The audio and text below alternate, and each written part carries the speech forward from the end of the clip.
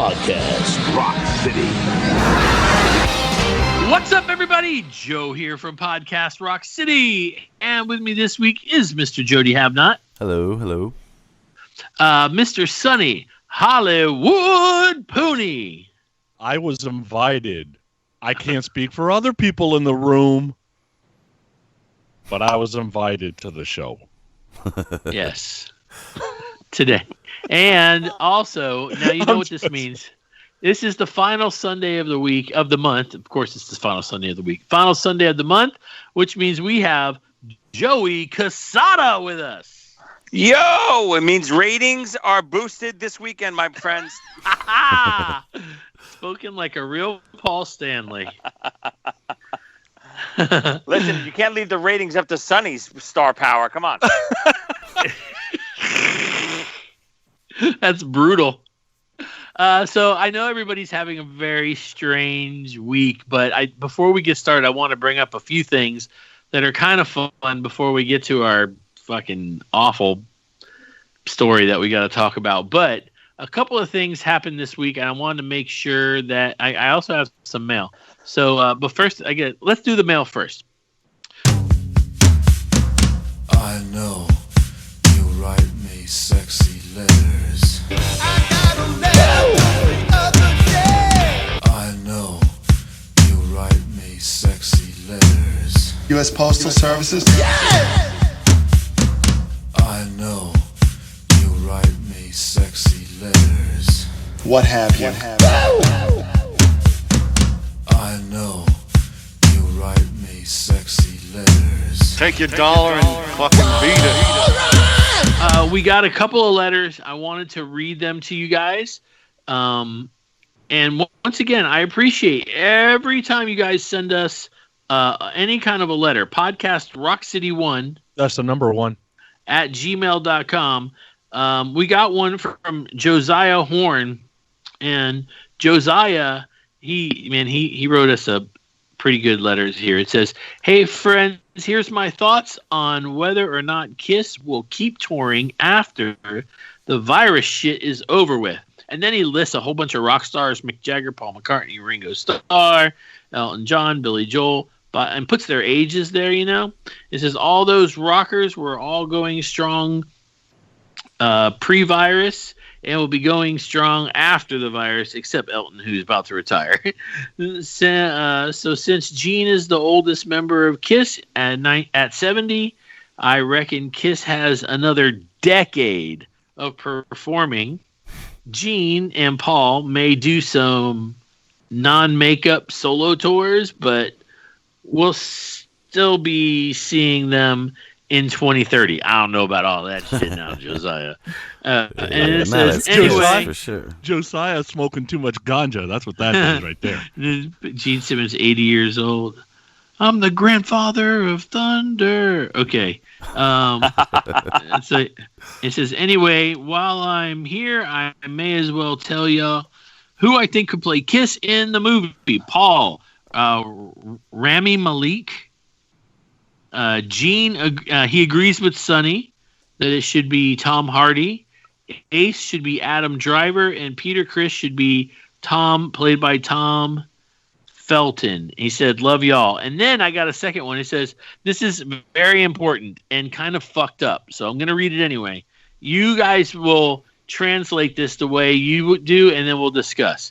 It says, "Also, I think having Ace and Peter in the band proves that Paul and Gene could have been successful with any drummer or guitar player."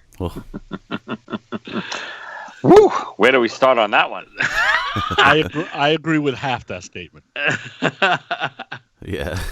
Listen, I know. Listen, people obviously crap on Peter and Ace all the time now, but they are so. If you look back at those early albums, especially, listen, Peter's amazing too, but especially Ace. Ace's guitar playing set them on fire. They were, without Ace, I really believe they were fairly average. Ace really set them apart from other stuff that was going on. He was so electric back then. You know, even everything that he did, whether he was not just his sound and his style, but the solos that he wrote back then, he was so integral of the sound of Kiss back then. Totally. I think I would say it kind of like you did and agree with Sonny. I mean, I think as long as you had Ace, Paul, and Gene, you could have anybody on the drums probably. Because it worked with Eric Carr just as well as Peter. You know what I mean? So we know it works without Peter Criss. But yeah, Ace he's the total guitar sound of Kiss. Absolutely. Absolutely. Yeah, listen, I agree. I think they could have had another drummer and still made it work, but Peter made those songs back then what they were. Could they still have been great songs without Peter? Yes, I agree. Maybe not without Ace, but Peter did create a style, much like I think the Beatles, without Ringo, are still the Beatles, but with Ringo, they have this unique style and rhythmic section going on that I think Kiss also had with Peter. Peter created these rhythms that most drummers wouldn't have done back then. Of course, it's still Kiss without him, just like the Beatles are still the Beatles without Ringo, but he did have his own stamp on all that stuff. Oh, absolutely. Oh, no, I agree. And then there's a persona, right? The Ace, whether you want to call him the crazy uncle, whether he's the Otis, Andy Griffith Otis, whether he's the crazy guy who's futuristic. And, we're talking about the 70s, which you don't know what the future is going to look like. And this guy's talking about space and space travel. And so the persona connected a lot of people. It got me. He was the one I was most connected with, it seemed like. And to this day, he's still my favorite member.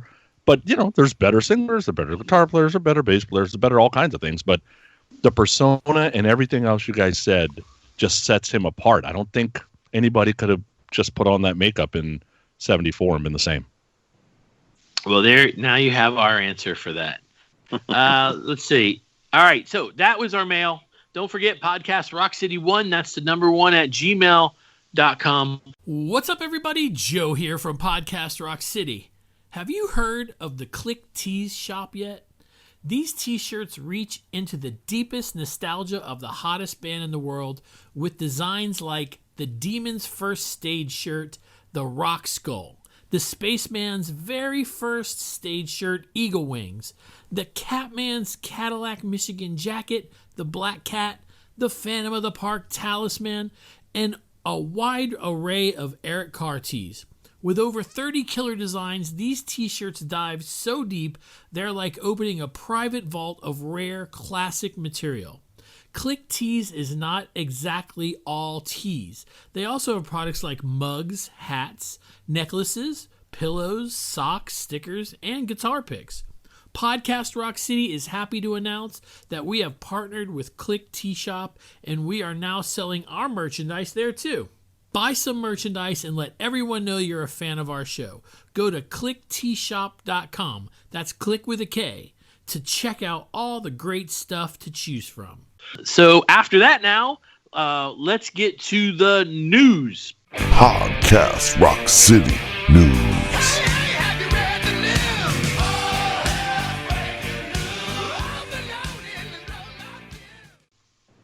So a couple of things happened this week. News-wise, I'm going to put them in the order so we can talk about them. First, Kiss Online put out a statement that said, if you guys ordered those face masks that had like the printing on them, the Kiss printing and stuff, apparently that's been pushed back because of, there's a million reasons, but it's been pushed back, and apparently it says that Kiss face masks have been updated to the week of June 8th. We apologize for any inconvenience caused by the shipping delay. So you guys will still get your masks, and by you guys I mean me too. And we just have to wait. We just have to wait a little longer. Also, what do we mean by inconvenience? By the way, like maybe death? Yeah, that's. I'm just wondering. Sorry. No, it's true. Maybe they were just sitting at home going, I could finally go out as soon as I get this mask. It's not coming till the 8th. Son of a bitch. Now I got to go out by myself. Every time I'm going to say son of a bitch, I'm just going to go, Joey. Whoa. What? No, now you say son of a bitch. I thought you were. Okay, here we go. That. Ready? Joey.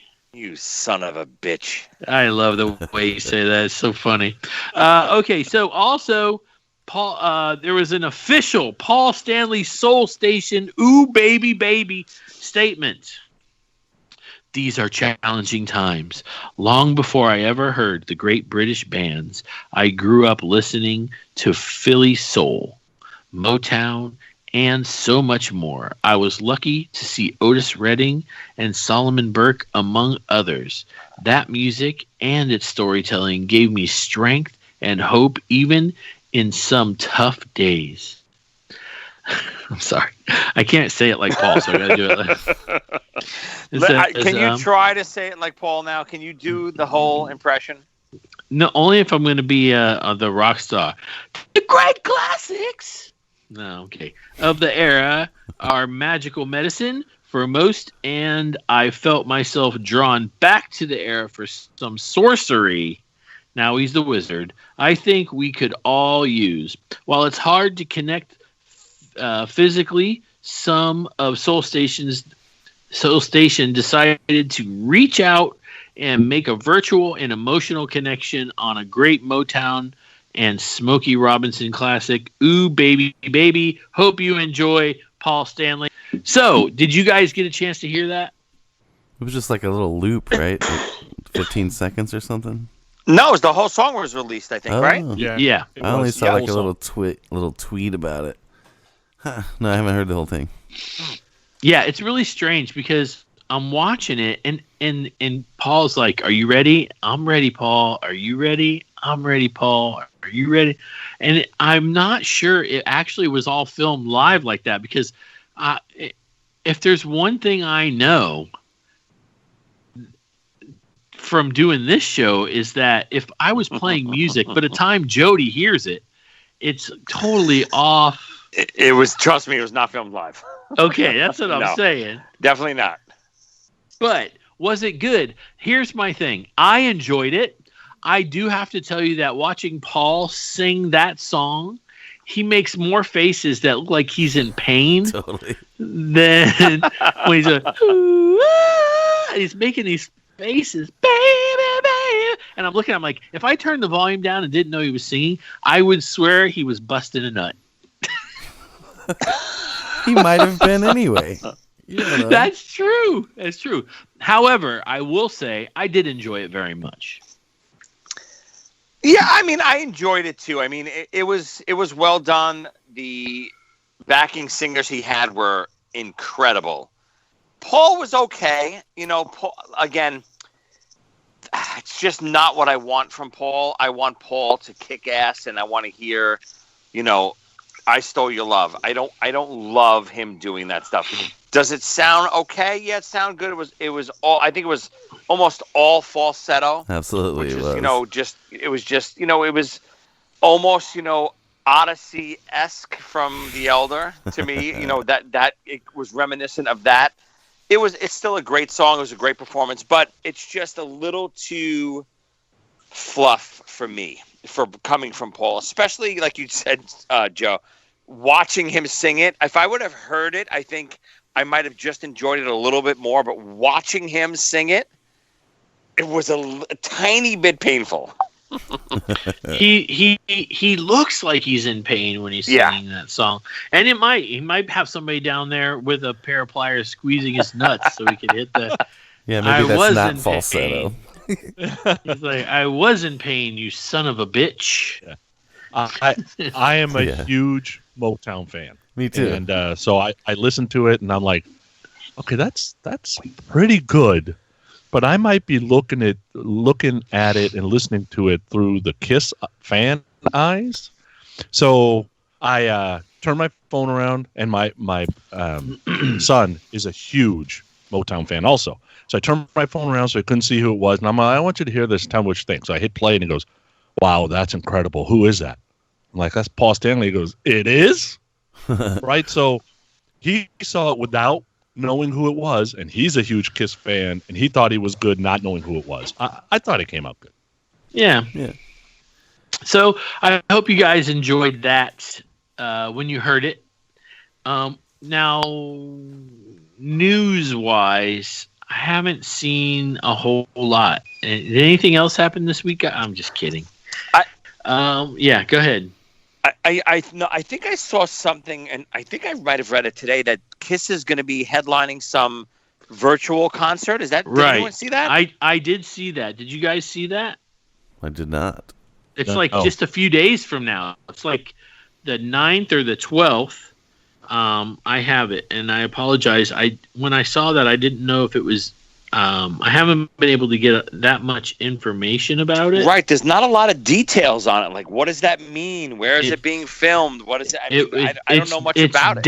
It's Download Fest 2020, and apparently they're going to have there's a commercial that you could watch. I saw it online, and it said Kiss, and it had a tons of bands, and apparently you're going to be able to watch it, I guess, on TV. Now, I don't know how that's going to feel. This might be our very first opportunity to see what it's like to sit at home and watch a band on stage, no crowd.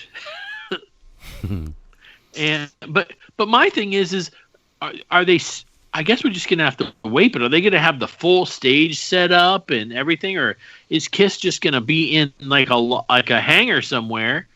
Right. Strapped in and playing. I don't have a problem with that. But if Paul, and I think that would probably kick ass, but if Paul tries to get me, people over there, let me hear you, I'll be like, I don't know where I'm sitting. What section am I in? He did it he did it on the video. And you see the "Ooh baby baby," he goes, "Okay, now you." And they would stop. Oh yeah, that's right. Shit. Yeah. That's funny. Yeah, I mean, again, me being a big wrestling fan, and Joe, maybe you can attest to this.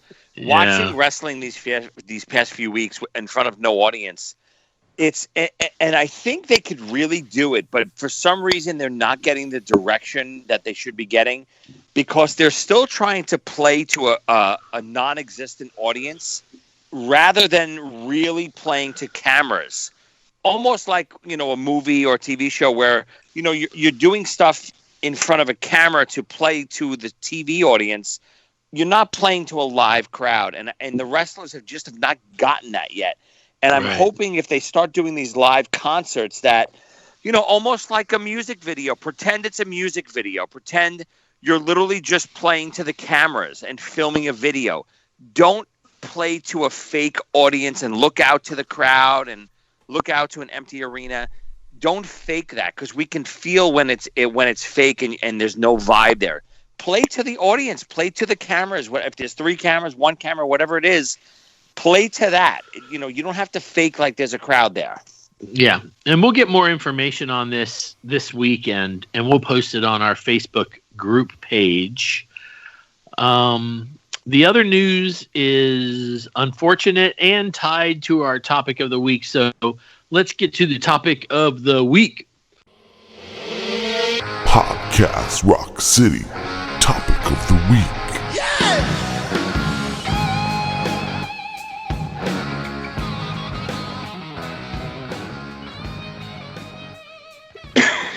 I'm dying. I'm it's all dry in my house for some reason. So Bob Kulick passed away this week, and we have received 0 details, and it's definitely too early for that, But Kiss did put out a statement and said, "We are heartbroken. Our deepest condolences to the Kulick family and in this difficult time." And it said, "To honor Bruce's request, we are posting his statement." His statement is, "I am heartbroken to have to share the news of the passing of my brother, Bob Kulick. His love of music and his his talent as a musician and producer should always be celebrated. I know he is at peace now with my parents, playing his guitar as loud as possible. Please respect the Kulick family's privacy during this sad time." And, I've been struggling with this ever since it happened, because truthfully, in the past 6 months, I haven't had anything nice to say about Bob Kulick. And it's one, because I had a personal experience, maybe.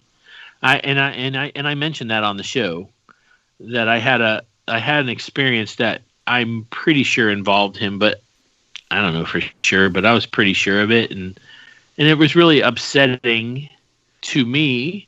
But it's, I've been struggling with it because I don't want to sound like a hypocrite. I don't want to be this guy that dogs on Bob Kulick, and then when he dies goes, oh, what a tragedy. But the truth is, it's a tragedy. Just because. I think there's a way to do both. I don't think. Listen, yeah, right. Just because. Right. Go ahead. I'm sorry, Joe. Just because I dogged him doesn't mean I'm happy that he died. This is fucking terrible, there's every one of us has listened to his interviews in the past few months. Every one of us has heard that, has heard Bob's anger over his situation or his version of the situation or whatever was going on. But I'm very sad that this has gone on. This is terrible. This guy was only 70 years old. He was a great guitar player. In true, reality, he helped make some of the music that shapes a lot of our lives. And my son knows a song that he helped with, with the SpongeBob song, and us as wrestling fans, we know, Joey and I know about the Motorhead song, and then of course there's all the Kiss stuff. So, like I said, I've been struggling with it because I don't want anybody to be like, well, 2 weeks ago, you really dogged him on the Bruce Kulick episode. And I did. But this is, you know what I'm saying? I don't know. What do you guys think? I think people understand, dude. Obviously you were a fan of him your whole life, and then he kind of was a dick to you at that event. We get it, and we all made our jokes about the Grammys and all that stuff, but it doesn't take away the fact that I was still a fan of him all along, And you can say negative things about someone that you like, and doesn't mean you don't like them. You know what I mean? Right. So it's not a big deal, dude. I don't think people are even tripping on it at all. But it is very unfortunate, man. He was a cool dude and a great fucking guitar player, and it just sucks when anyone like that dies, Yeah, we had him on the show. Yeah. Listen, guys, I couldn't agree more. You could disagree with people. You could, even make fun of people, especially like you said, the last few months and of the interviews we've heard with Bob and him going kind of off the rails and stuff. And we all made our jokes with the Grammys and how he's losing his mind and all that stuff. And, just because we did that stuff doesn't mean we're not a fan of his. Doesn't mean we don't love his body of work. Right. It just means we thought he was going crazy. He was nuts. He wasn't happy. And, that has nothing to do with the remorse we might feel right now after he passes. Anyone that passes like that, you have to feel that remorse for.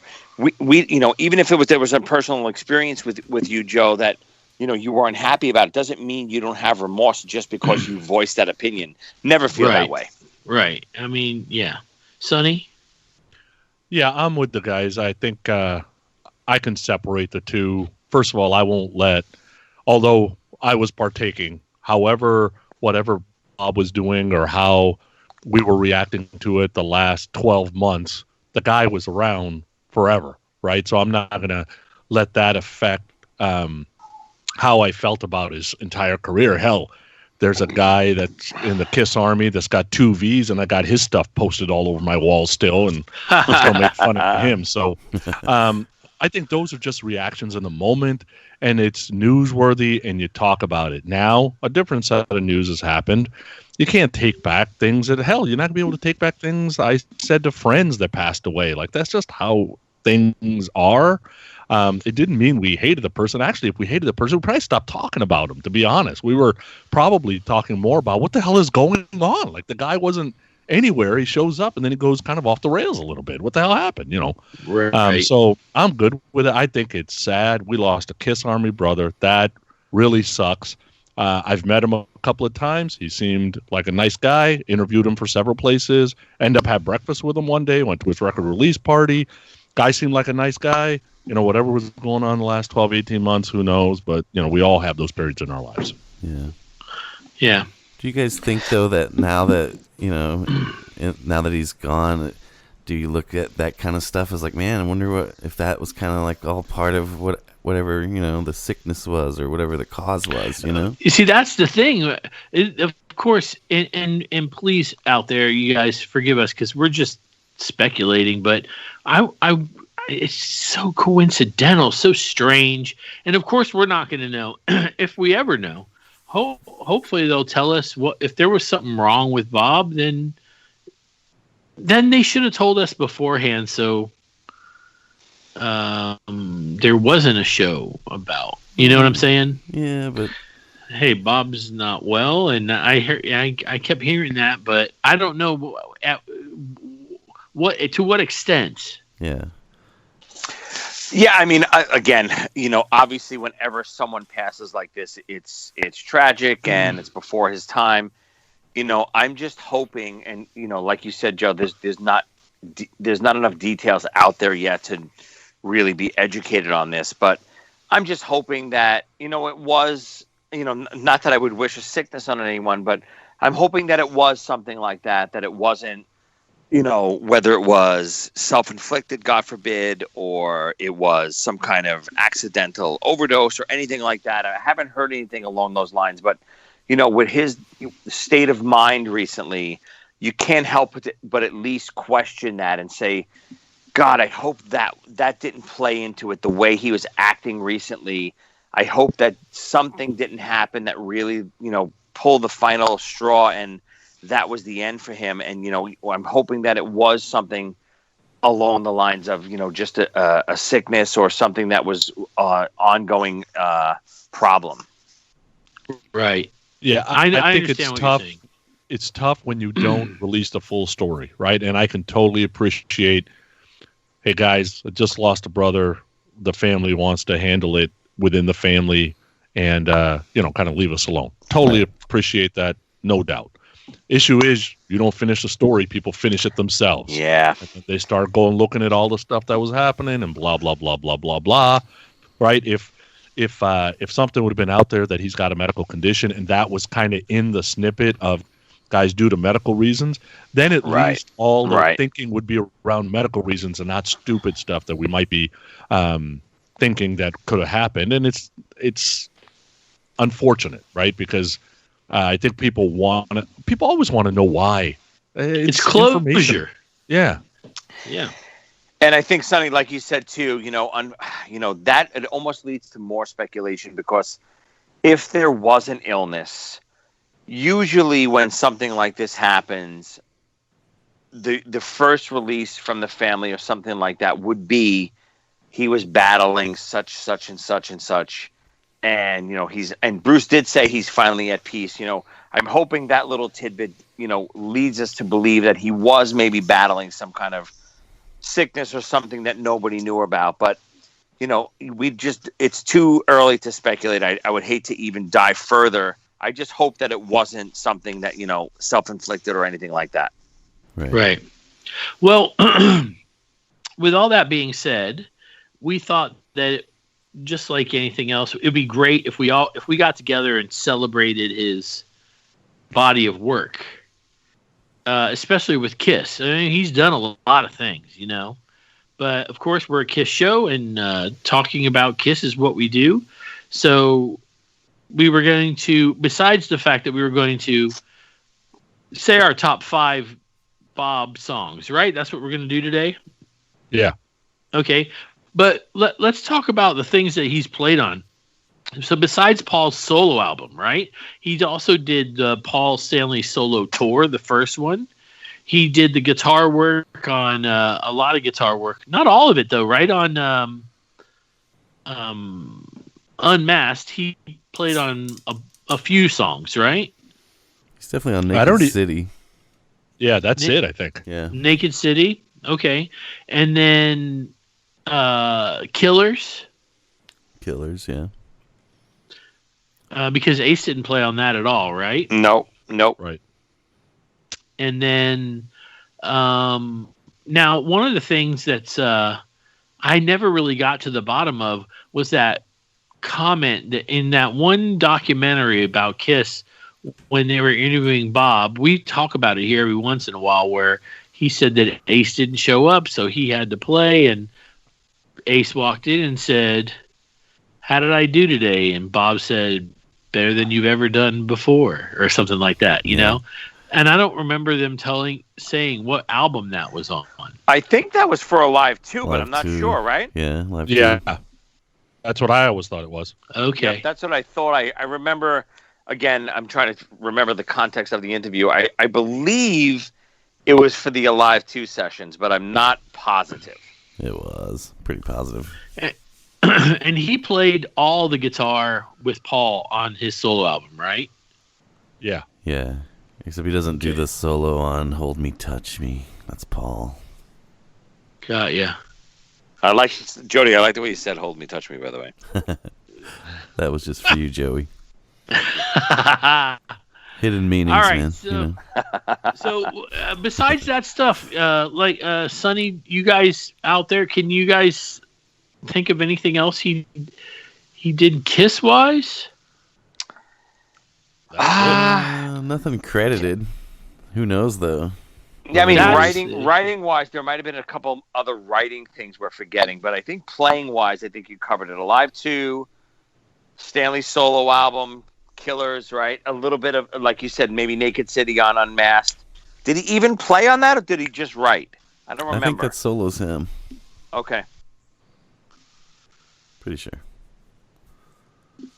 I mean, listen, again, and then the Paul Stanley solo tour. I saw that tour. He was on fire, that tour. I mean, that made me, that was 1989, and I was only 15 at the time. And that made me, as big a Kiss fan as I was already at that time, it really made me go re-examine the Paul Stanley solo album, because obviously I knew it, but, I wasn't as into the solo albums back then as I was the classic albums, and even, at that point, the 80s albums that I was a big fan of. So when I saw that solo tour and I heard, Wouldn't You Like to Know Me and Goodbye and all this stuff, and I got to see them I saw them front row in Brooklyn at L'Amour, and it really made me re-examine all of that stuff. And I had a bootleg of the concert, so I would watch it over and over again, and his guitar playing was incredible. Yeah.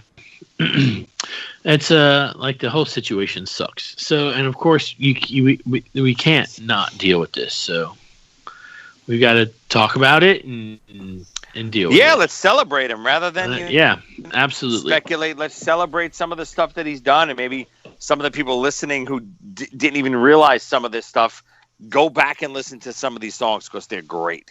Absolutely. So we're gonna do our top 5, starting with number 5. You want to go first, Joey? Sure. Go ahead.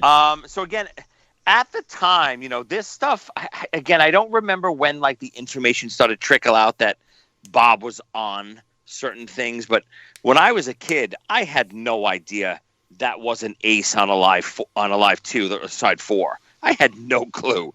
All I knew was Rocket Ride. Obviously, that was Ace, and the other stuff. Yeah, thinking back, I guess some of the solos didn't really sound like Ace solos, but you're not thinking like that as a kid. You had no idea. So, but, looking back, one of my favorite tracks from Alive 2 is All American Man. It's just a classic Paul song. It's my number 5 for Bob's, appearance in the Kiss world. It's just a great Paul song, great guitar work all around. And, now knowing that Bob's on that song, of course you can hear the differences. It's night and day. It's not, listen, I love Ace. I think Ace is a unique player, but you can hear the differences in their playing. Now that you know who's playing on it, you could pick it out right away. But All American Man would be in my number 5 song. Cool. Right Jody? I have a Larger Than Life. Same reasons. As a kid, I didn't realize that wasn't Ace, but once you know, it is pretty obvious. And I don't know if you guys ever heard a different demo version. I don't remember if it's on the box set or what. But there's a killer demo of Larger Than Life. It has a couple different solos that are super smoking. And I don't know, man. I don't think I've ever heard that. Is that on the box set? I don't know if it's on the box set or where it's at, but I bet you anything you can find it on YouTube. Yeah, I got to look it up. Yeah. Cool. But, I always thought that was a fucking smoking guitar solo. Even just the Alive 2 regular version, it rips. You know what I mean? And it's weird because it's in that slower groove, and you don't get that a lot in Kiss, especially in mid 70s. Right. Sonny? For me, the approach I took was, especially because when you hear my top 5, you're going to be like, what the hell are you doing? I didn't really pick my top 5 favorite Bob Kulick Kiss songs. I went down the Bob Kulick solos instead, and that changes up for me, right? Because some of the solos, some of my favorite Kiss songs he was involved with, there's not much of a solo in it at all, right? So that's I kind of mixed the two, I guess is the best way to put it. Now, for me, whether it was Alive 2, whether it was Unmasked or Killers, I had no idea. It wasn't Ace. And then initially when I heard about the solo albums, you got to remember I'm going backwards, right? So when I hear about solo albums, I'm like, so they all played, but only one of the guys is on the thing? Like only one of the guys' pictures there, but it's all the same guys? So for me, if you wouldn't have told me any different, I would have thought it was Ace on everything until you kind of read the credits. And when you read the Paul credits, you can tell, but the other 3, you can't really tell anyway. But anyway, my number 5 is, it's not flashy, but it fits the song well. I'm a Legend Tonight. Oh, cool. Yeah, it's good. He didn't really do anything bad with the band, you know what I mean? If he's on it, it's usually pretty fucking right on. Yeah. Yeah, that's pretty awesome. I like your approach to that. I just would pick my favorite songs that I knew he played on, and actually my number 5 was Nowhere to Run.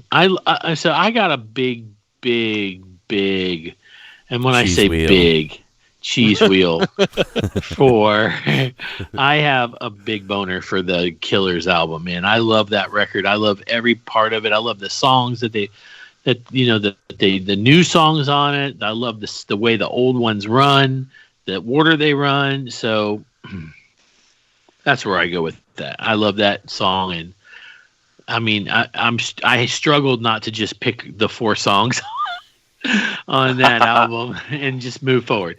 Let's see, Joey. Yeah, I'm with you guys on Killers. My number 4 is actually with Sonny. I'm a Legend Tonight. I remember so vividly. Again, you got to remember, I'm a huge Kiss fan all my life since I'm 5 years old, and I know everything about Kiss. I think I do at this time anyway. Early 80s. Maybe might even be like mid 80s at this point.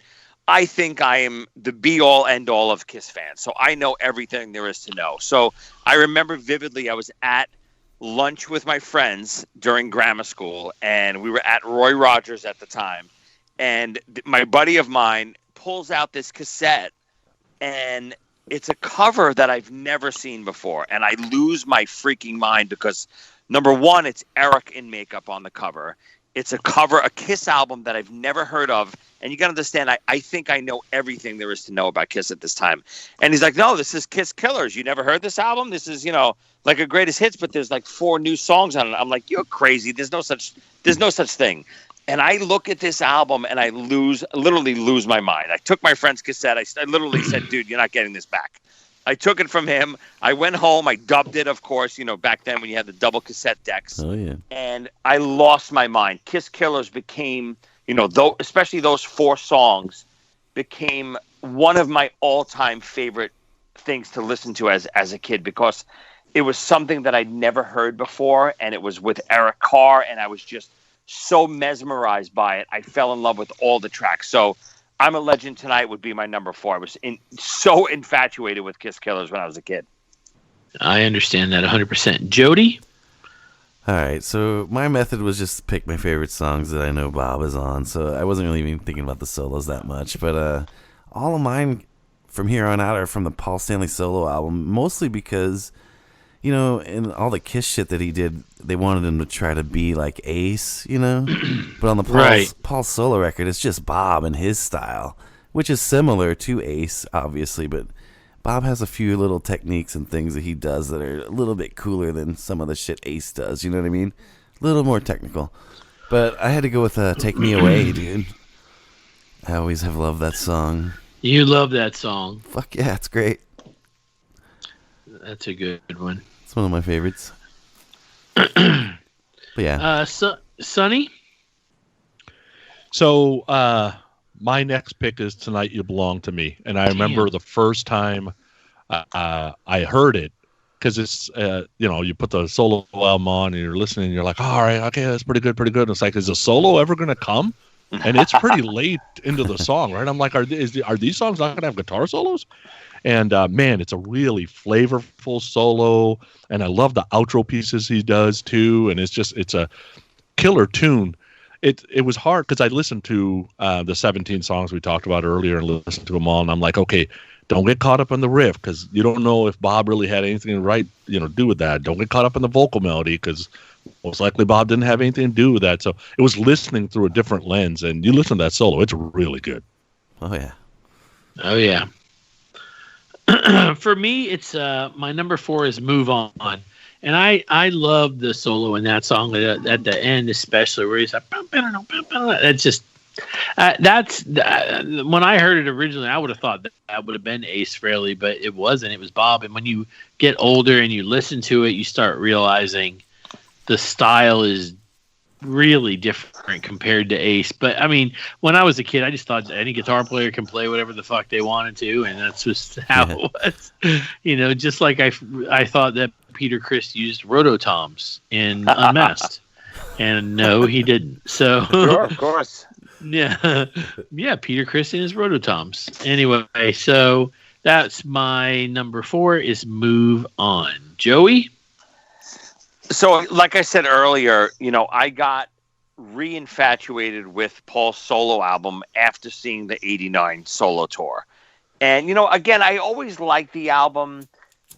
I just never loved the album like Ace's solo album. But after seeing the solo tour, and especially having this bootleg that I had at the time, this video bootleg, I was so into the solo album that it brought total new life to all of those songs to me. And again, that was one of my gripes always about Paul's solo album and compared to Ace's. I never thought the production was as good as Ace's. Ace's had this live vibe to it, where Paul's always seemed a little dull to me.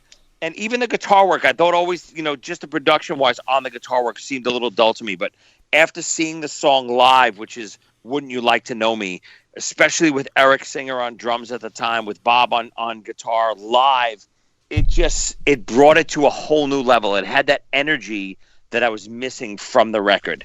Now, when I go back and listen to it on the record, it sounds much better to me because I feel like I can almost hear that live version in my head. But the live version of Wouldn't You Like to Know Me from 1989 solo tour is really what got me into it. Cool. Nice. Jody? My number 3 is It's All Right. Just because it sounds exactly like Kiss, rules. That's all you have to say. That's it. That's all I got to say about that. Yeah. Sonny. My number 3 was Move On. And, it's just that straight ahead rock solo. It's a little bit longer. Even the little overdub pieces he's doing in the choruses or over the verses sound great. The outro solo is great. And, even Paul encourages him to play the guitar. Remember? Play that guitar. Remember? Oh, yeah. That's true. Yeah. That's funny. And what I noticed today when I was listening to Paul's record, I'm like, man, there's not a lot of huge outro solos, but there's a lot of drumming outro stuff. He was trying to showcase the drummer, I think. Yeah. He's trying to give Peter Criss some hints.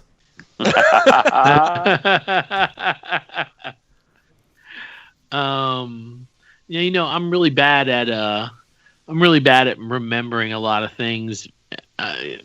Especially, I'd say the last 10 years of my life, I feel like they've gone by, really fast and kind of blurry. But fortunately for myself, when I was on the Kiss cruise a few years ago, I had the opportunity to see Bob play with Paul, and I had the opportunity to see Bob play with Bruce on that. And when Paul was doing he basically did a little acoustic thing. And I can't remember if I'm right or wrong, but the song I love anyway. But I'm pretty sure it was Ain't Quite Right, Bob and Paul did together. It was. I remember because you sent it to, and I had to we used it. Yeah, and if you just listen to the guitar playing in that, it's so unlike anything Ace would ever do. I think. Right. And it's it's really. Yeah. Oh yeah. Very Yeah, you're right. And it's just very good. He's just a very well-rounded guitar player, and that's how you become a studio musician. You walk in, they say, "What do you want?" And somebody goes, "I want Jimmy Page." He gives you Jimmy Page. If he wants Eddie Van Halen, he could do that too.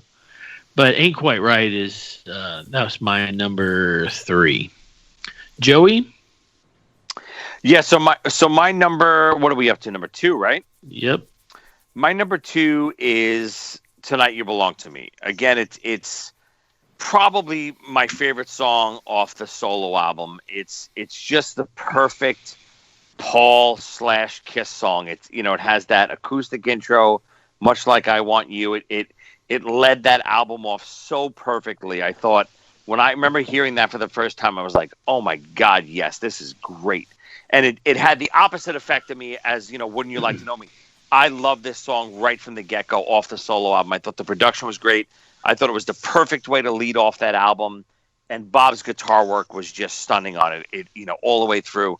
It's always hard to tell what Paul is doing, what Bob's doing. Obviously, Bob's doing the solos, but Paul is an underrated rhythm and acoustic player. So it's hard to tell what he's doing and what Bob's doing. But overall, it's just a great guitar song. I agree. Absolutely.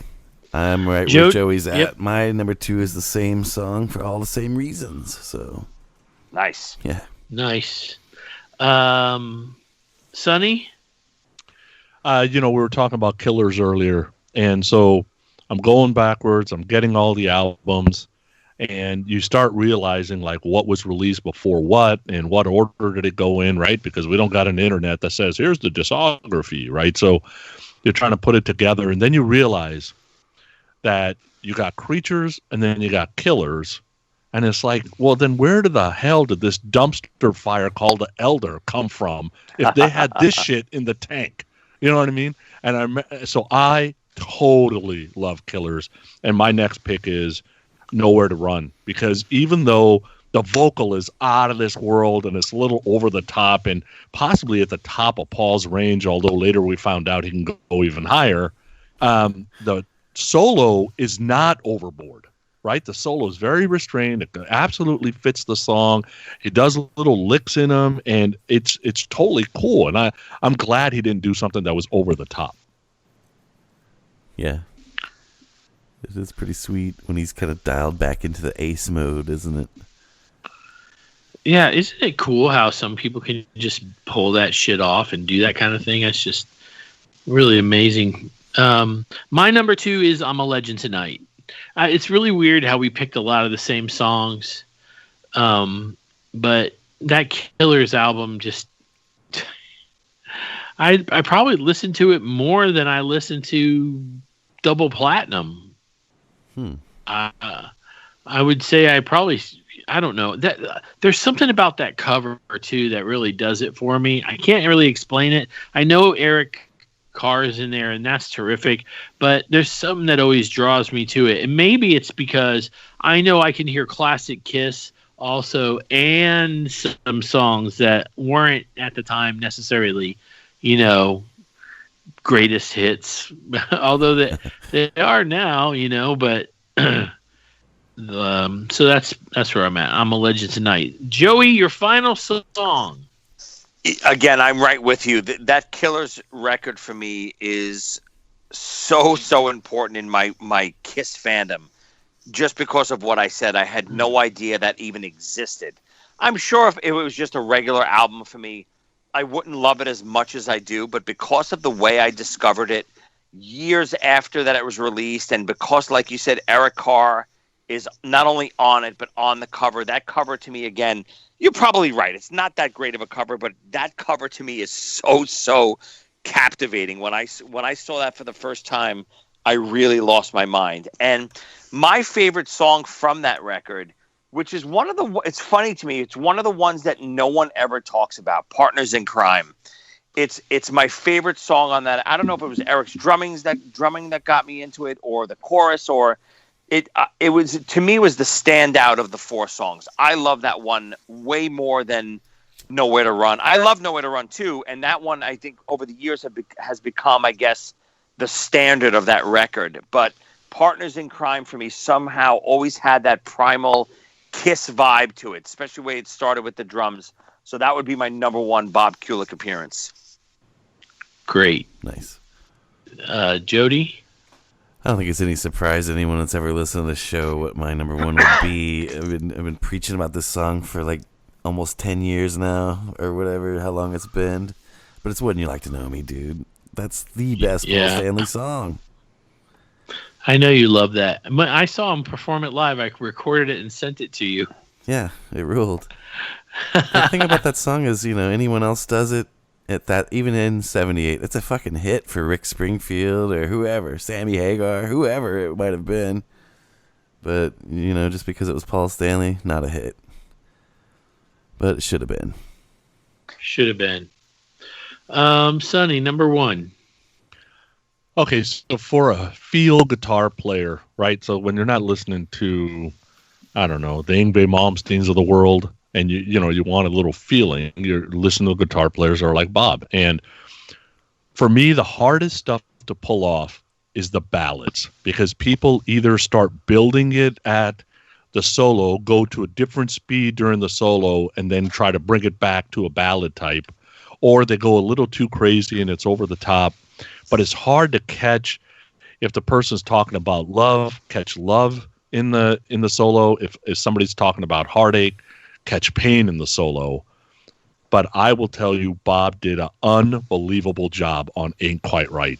Dude, when you just listen back, if you are going through some shit and you need to mellow out a little bit, dude, that song is unbelievable. And I would put that solo up against any of the ballad solos that came out of the 80s. Wow. That's a bold statement. Better than When the Children Cry solo, Pooney? Oh. Man, you just pulled When the Children Cry like right out of your ass for that. I was like, no, he was listening to it earlier. That's what it was. He's got the Pride album sitting right in front of him. That's what it is. That's one of my favorites.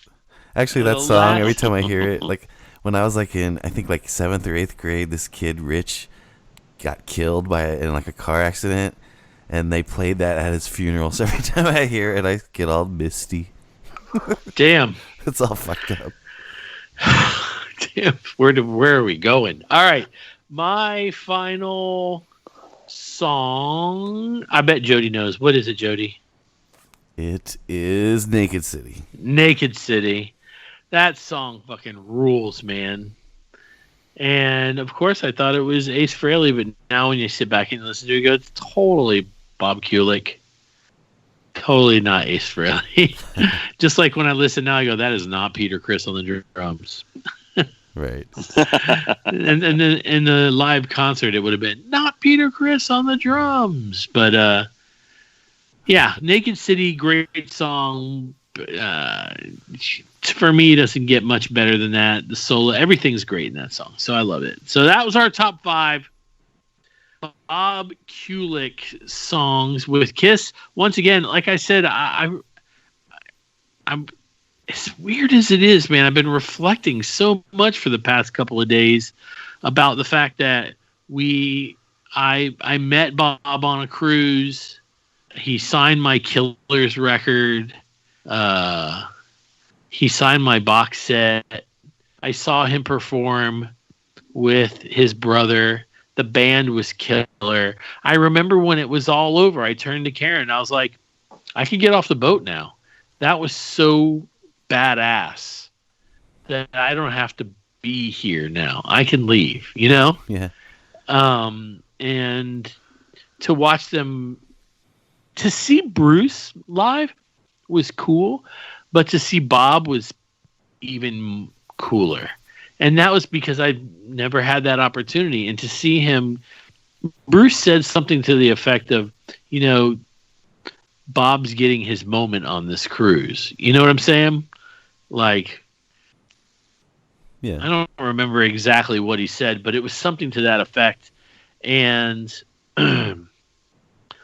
seeing him play with Paul and do the acoustic thing, and then we had him on our show, and this was all really cool. I'm really sad that he died young. I really am. I'm sad. This is terrible. Bruce, just a couple of years ago, lost his mom, and now his brother, so it's just all real.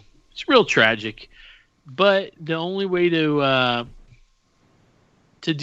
make it better is to put on the music and remember that and celebrate his talent and his guitar playing. And he just put a record out a couple of years ago, and Karen, my girlfriend, loves it. And he was a real talent, and it's a shame, that we're not going to have him anymore. You guys have anything else to add? Yeah, I mean, I'm right with you on all that stuff. I wish that, that Kiss would release maybe something of that final performance with Bruce on the cruise. I think it was so perfect. And, unfortunately, I think maybe that was the start of his mental downfall. I think, they were so well received, and it was so mind-blowing to see those songs performed by the Kulick brothers that unfortunately, in a way, it went to his head a little bit. Maybe justifiably. I think it was, in my personal opinion, I think they did blow Kiss out of the water during that cruise. I would have much rather have seen that show than the Kiss show during those cruises. And, that might have been, a point in his life where he was like, you know what, I'm finally getting the recognition that I deserved after all of these years for performing these amazing songs from this Kiss world. I want more. And you know what? I know some backstage information of him demanding some things after that and blah, blah, blah, blah, blah. And that kind of caused some of the rift between him and Bruce and him and Kiss and all of that stuff. But I wish, maybe all of that stuff gets swept under the rug and Kiss does the right thing. And I'm sure, all the video we've seen online is just usually fan stuff. I wish there was, and I'm sure there is, a professionally shot version of their set, one of their sets from that cruise that maybe Kiss can release and say, here's Bob at his best doing what he loved to do. And, I hope they do the right thing and do something like that. That would be pretty cool. Yeah. Jody, you have anything to add? I actually have one more question real quick. Sure. When we saw the Kulick brothers when we were in Indy, was that the last time that Bob and Bruce ever played together? Did we witness that? Yeah, maybe, yeah. Yep. Wow. Crazy. And that was smoking, dude. That was a good time. Do you remember when Ace came out and they did, wasn't it Foxy Lady? And then they vamped on the end. It was like... Yeah. It was ridiculous. Yeah, that was crazy shit. Yeah, man. That was crazy. So we witnessed the last time then. That's kind of cool. One of those experiences. Sonny?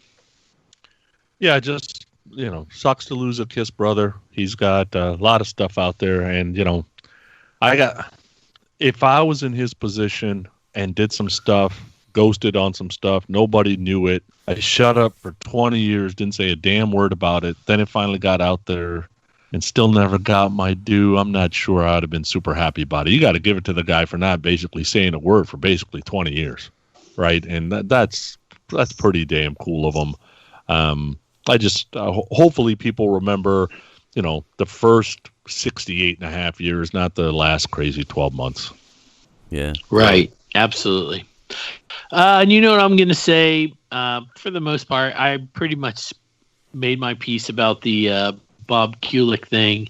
I hope he's playing guitar, just like Bruce said, in heaven with his mother and father and cranking it up. We love podcasts, and we love Kiss podcasts, most of them anyway. And you're going to hear the commercials for all the ones we love right after this in 3, 2, 1, peace. Peace.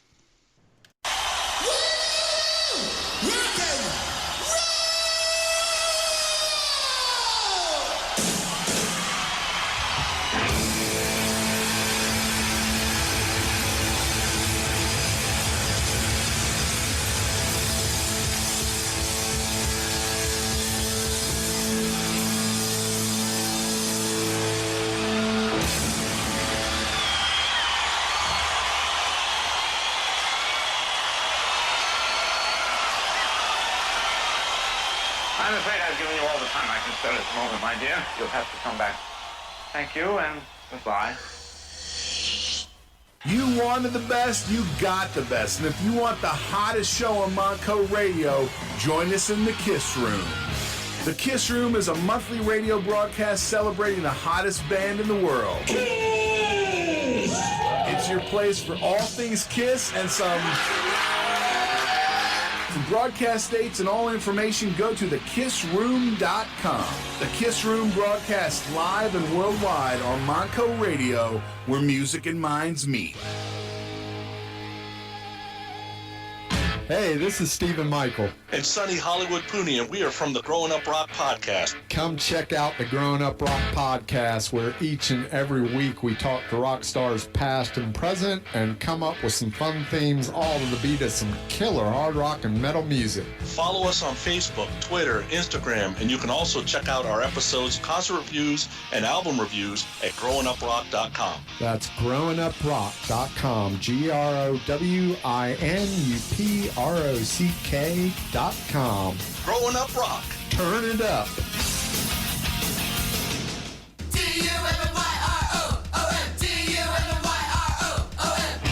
Hey everybody, this is Jody Havnot. I want to invite you to come hang out with me and Mr. Nate Dimmel in the Dummy Room. The Dummy Room's a podcast that's all about having fun, talking about some great music, and we also have some really cool guests too. Check us out, man. I think you really dig it.